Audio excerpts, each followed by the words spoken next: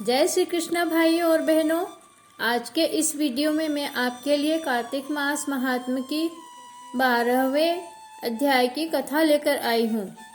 आज के इस वीडियो में 12वें अध्याय में जो कथा बताई गई है उसके पहले 11वें अध्याय में यह बताया गया था कि देव ऋषि नारद जी ने दैत्यराज जालंधर को भड़का दिया था कि तुम्हारे पास तो सारे रत्न और सभी प्रकार की संपत्ति है, लेकिन तुम्हारे पास सुंदर स्त्री नहीं है, तो तुम्हारे पास एक सुंदर स्त्री भी होना चाहिए।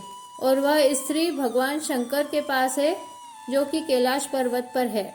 ऐसा कहकर नारद जी ने उसे उकसा दिया और फिर जालंधर ने पार्वती जी को हासिल करने के उद्देश्य से आगे क्या किया इस अध्याय में सुनाती हूँ। कथा शुरू करने से पहले मेरी आपसे एक रिक्वेस्ट है कि अगर आप मेरे चैनल में नए हैं और अभी तक आपने मेरे चैनल को सब्सक्राइब नहीं किया है तो जल्दी से मेरे चैनल को सब्सक्राइब कर लीजिए और हमारे इन वीडियोस को अधिक से अधिक शेयर कीजिए, जिससे सभी लोग यह कथा सुनकर इसका लाभ उठा सकें। तो चलिए कथा शुरू करती हूँ। राजा पृथु ने नारद जी से पूछा, हे नारद जी, तब दैत्यराज ने क्या किया वह सब मुझे विस्तार से सुनाइए। नारद जी ने कहा कि उनके चले जाने पर जालंधर ने अपने राहु नामक दूत को बुलाया और कैलाश पर्वत जाने की आज्ञा दी और कहा कि वहाँ पर एक जटाधारी नामक योगी रहता है, उसके पास बहुत सुंदर स्त्री है, उससे मेरे ऐश्वर्य का वर्णन करना और कहना कि इतनी सुंदर स्त्री तुम्हारे पास नहीं, हमारे स्वामी के पास शोभा देती है। और यह कहकर उसकी सर्वांग सुंदरी भामिनी को मेरे लिए मांग लेना। यह सुनकर वह दूत शिवजी के स्थान पर जा पहुंचा, परंतु नंदी ने उसे सभा के भीतर नहीं जाने दिया, किंतु वह अपनी उग्रता से शिवजी की सभा में चला गया और शंकर के आगे बैठकर उनकी आज्ञा लेकर सब संदेश कह सुनाया।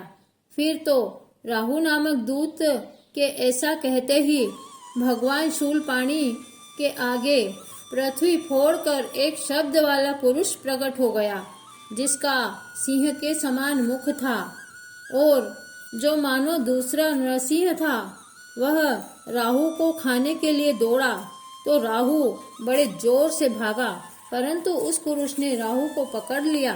फिर उसने शिवजी की शरण लेकर अपनी रक्षा मांगी।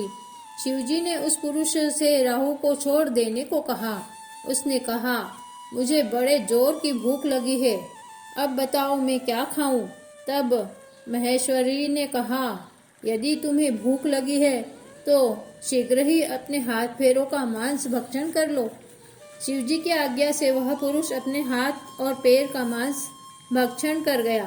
अब केवल उसका शीर्ष मात्र शेष रह गया था। तब उसका ऐसा कृत्य देखकर शिवजी ने प्रसन्न होकर उसे अपना आज्ञाकारी मानकर अपना परम प्रिय गण बना लिया और कहा कि मेरी पूजा की तरह अब तुम्हारी भी सदैव पूजा होती रहेगी, और जो लोग मेरी पूजा से पहले तुम्हारी पूजा नहीं करेंगे वो मुझे प्रिय नहीं होंगे। शिवजी से ऐसा वर पाकर उस पुरुष को बड़ी प्रसन्नता हुई।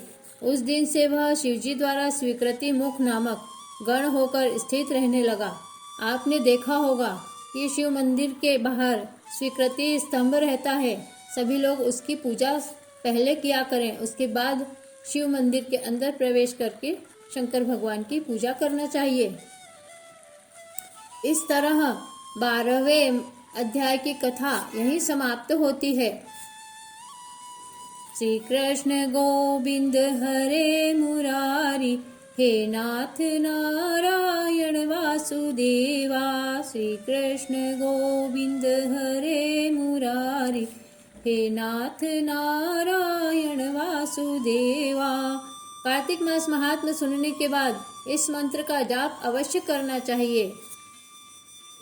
जो लोग कार्तिक मास महात्म्य की कथा नियमित रूप से सुनते हैं उनके ऊपर भगवान श्री हरि नारायण की कृपा बरसती है और माता लक्ष्मी उनके घर में धन की वर्षा करती है। कार्तिक मास महात्म्य सुनने मात्र से ही कार्तिक स्नान का पूर्ण फल प्राप्त हो जाता है। इसीलिए कार्तिक मास महात्म्य की कथा नियमित रूप से अवश्य सुननी चाहिए। आपको हमारे वीडियो कैसे लगते हैं कमेंट्स बॉक्स में जय श्री कृष्ण करके लिख कर बताइए और हमारे चैनल को सब्सक्राइब कीजिए और इन वीडियोस को अधिक से अधिक शेयर कीजिए जिससे और सब भी यह कथाएं सुन सके। श्री कृष्ण गोविंद हरे मुरारी, हे नाथ नारायण वासुदेवा। श्री कृष्ण गोविंद हरे मुरारी, हे नाथ नारायण वासुदेवा। गोपाल कृष्ण भगवान की जय।